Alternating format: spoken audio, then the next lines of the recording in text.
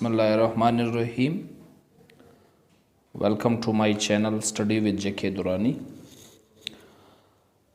Today I'm going to start the lecture regarding the Pakistan studies, regarding the Pakistan affairs. From the basic lecture, lecture number 1 to onward, we will cover our lectures. These lectures regarding the Pakistan study will be helpful for the competitive examinations, for the lecturership, for another short exams or interviews conducted by FPSC or BPSC or SPSC or other organizations or institutions regarding the questions which will be asked about the Pakistan affairs. This will be essential for you. तो हमारा lecture code mixing करेंगे हम languages का, क्योंकि बाज़ ऐसे viewers है जिनको ये समझ में नहीं आएगा सिर्फ इंग्लिश, तो हो सके उनके लिए ये असिस्टेंट हो कि वो फिर उर्दू में देख सके। लिहाजा आज का जो हमारा पहला लेक्चर है वो है ideology of Pakistan. Has we know कि what are ideas, what are ideologies, and in this lecture we will come to know about the etymology of the word ideology, who has used for the first time, and how many topest leaders, great leaders of Pakistan have used the term ideology of Pakistan and for which reasons. बात ऐसी है कि जो सबसे पहले हमारा ये बात है कि आइडियोलॉजी ऑफ पाकिस्तान, या सिर्फ सबसे पहले हम ये डिस्कस करते हैं कि आइडियोलॉजी क्या है, किसने पहले इस्तेमाल किया है ये टर्म। असल में ये जो कॉइंड हुआ है, पायनियर जो है, ये एक फ्रेंच थिंकर था क्लॉड द स्टल्ट डी ट्रेसी के नाम से। क्लॉड द स्टल्ट डी ट्रेसी ने जो है 19th सेंचुरी में सबसे पहले ये आइडियोलॉजी वर्ड यूज़ किया था, और इनकी जो डेफिनेशंस है वो वेरियस डेफिनेशंस है। According to George Levi's, ideology is a plan which is based on philosophy. Ideology जो है ये एक मनसूबाबंदी है जो कि सिर्फ़ और सिर्फ फ़िलासफ़ी पे डिपेंड करता है और बेस करता है। Philosophy means ideas, philosophy means thoughts, philosophy means mind set and thinking, thoughts, assumptions, etc. And what is another definition? An ideology offers an interpretation of past, an explanation of present and vision of future. Ideology हमें offer करती है interpretations, interpret करना माजी को और explain करना present को, और विजन्स जो है वो मुस्तकबिल के हवाले से बताती है। This is called ideology. सबसे पहले क्लॉड द स्टल्ट डी ट्रेसी ने इस्तेमाल किया, जो कि फ्रेंच थिंकर था। फिर अकॉर्डिंग टू जॉर्ज लेविस दो डेफिनेशंस हमने बता दिए इसमें कि आइडियोलॉजी है क्या। आइडियोलॉजी इसीलिए कह सकते हो कि आइडियोलॉजी जो है वो माजी का इंटरप्रिटेशन है, प्रेजेंट का एक्सप्लेनेशन है और फ्यूचर का विजन है। सेकंड डेफिनेशन ये हम कह सकते हैं कि आइडियोलॉजी ये एक प्लान है, मनसूबाबंदी है, जो कि सिर्फ़ और सिर्फ फ़िलासफ़ी पे ही बेस्ड करता है। Philosophy is ideas, philosophy is thinking, philosophy is thoughts and assumptions. The next part is about the background. What is the background of the ideology of Pakistan or ideology?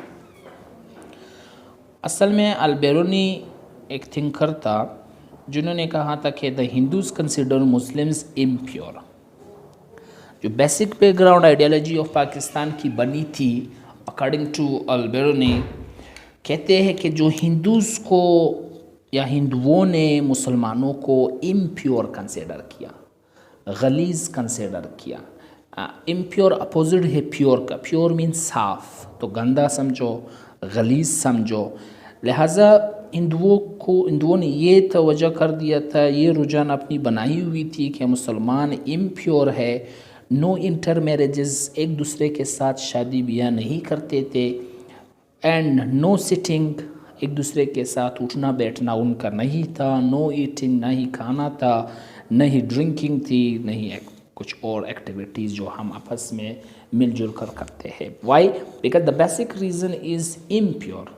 ہندو کے نظر میں مسلم impure تھے. نہ ان کے ساتھ اٹھنا ہے، نہ بیٹھنا ہے، نہ کھانا ہے، نہ پینا ہے، نہ ریلیشن شپس بڑھانے ہیں، نہ میرجز کرنے ہیں، نہ رشتے بڑھانے ہیں. That was the basic purpose, that was the basic reason, the basic background of the ideology of Pakistan. According to Sir Syed Ahmad Khan, I am convinced now that Hindus and Muslims could not become one nation as their religion, customs and way of life is quite different. یہ جو سب سے پہلے سر سید احمد خان نے یہ to nation theory بھی جو ہے، ہم جو ہمارا نیکسٹ لیکچر ہوگا، سیکنڈ لیکچر ہوگا، ہم اس میں ڈسکس کریں گے what is two nations theory.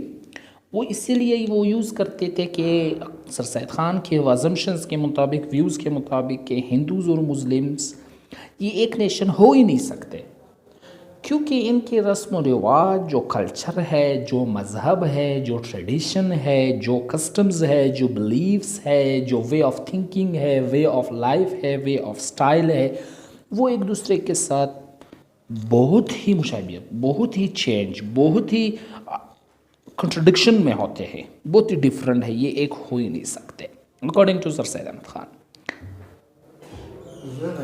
And according to Allama Muhammad Iqbal, Muslims of India will finally establish a separate homeland as they cannot live with Indians and Hindus. مسلمان جو انڈیا میں رہتے تھے، برصغیر پاک و ہند میں رہتے تھے، علامہ اقبال کہتا ہے کہ انہوں نے فائنل آخر کار انہوں نے ایک اسٹیبلش کرنا ہے سیپریٹ ہوم لینڈ. آج ہو، کل ہو، 1 سال بعد ہو، 10 سال بعد ہو، مسلمانوں نے اپنے لیے ایک سیپریٹ ہوم لینڈ اسٹیبلش کرنا ہوگا. اور وہ قطعاً نہیں رہ سکتے ہندوز کے ساتھ، وہ قطعاً نہیں رہ سکتے ہیں انڈینز کے ساتھ ایک ہی ہوم لینڈ میں. They need to establish a separate homeland for the sake of safety, for the sake of customs, for the sake of belief, for the sake of religion. And according to Quaid-e-Azam Muhammad Ali Jinnah, Pakistan does not only mean freedom. Pakistan کا یہ مطلب ہمارا نہیں ہے صرف اور صرف کہ ہمیں جد و جہد چاہیے.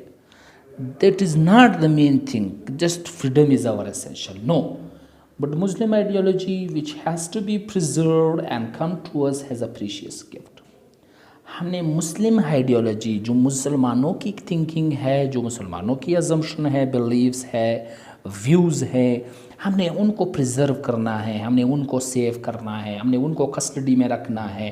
And came to us as a precious gift, جو ہمیں ایک پریشیس گفٹ کی طرح ملے. That are our Muslim ideologies, that are our Muslim believes, Muslim tradition, Muslim culture. Pakistan ہم کو اس لیے نہیں چاہیے کہ ہمیں صرف ایک سپریٹ ہوم لینڈ ملے یا صرف ایک فریڈم ملے. نو. Main reason is this, that we want to secure, we want to preserve our own ideas, our own ideologies, Muslim ideologies in that separate homeland. یہ دیکھیں جو ہم نے ڈسکس کیا، کوئنٹ ہم نے ڈسکس کیا کہ سب سے پہلے ٹرم کس نے یوز کیا ہوا تھا، پھر البیرونی کے مطابق کیا ٹرمینالوجی ہے آئیڈیالوجی کی، پھر ہم نے ڈفرینٹ ہمارے جو امپورٹنٹ فگرز ہے جیسا کہ سر سید احمد خان صاحب، علامہ محمد اقبال، قائد-اعظم محمد علی جان نے اپنے محمد علی جناح صاحب نے اپنے ازمپشنز اینڈ ویوز ڈسکس کر دیا اباؤٹ آئیڈیالوجی آف پاکستان کے. ہمارا نیکسٹ جو پوائنٹ ہے، ہیڈنگ ہے، وہ ہے elements of Pakistan, elements of ideology of Pakistan.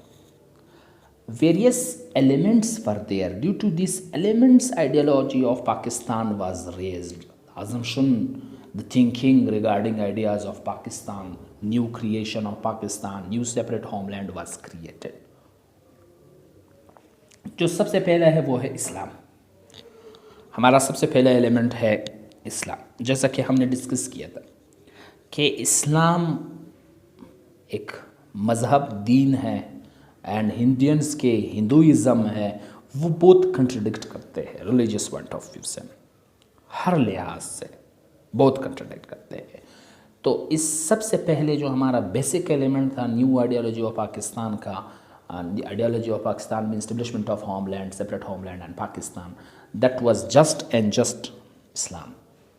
اور جو سیکنڈ ہمارا تھا وہ ہے ٹو نیشنز تھیوری، جو کہ سر سید احمد خان نے سب سے پہلے اس کو یوز کیا تھا، اس ٹرم کو یوز کیا تھا کہ دو نیشنز قطعاً نہیں رہ سکتے.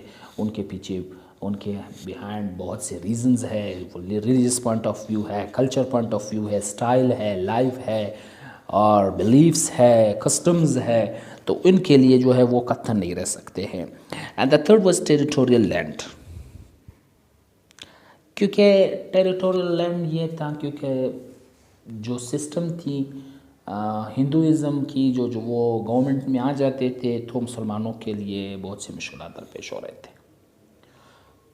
مسلمس نے بہت سارے تکلیفیں سہی کیونکہ وہ میجورٹی میں تھے، گورنمنٹ میں آ جاتے تھے تو پھر اپنے من مانیاں کرتے تھے، سیفٹی نہیں دیا گیا ریلیجیس پوائنٹ آف ویو سے بھی، ویسے مسلمانوں کو بھی. تو that was not just land because with government of Islam.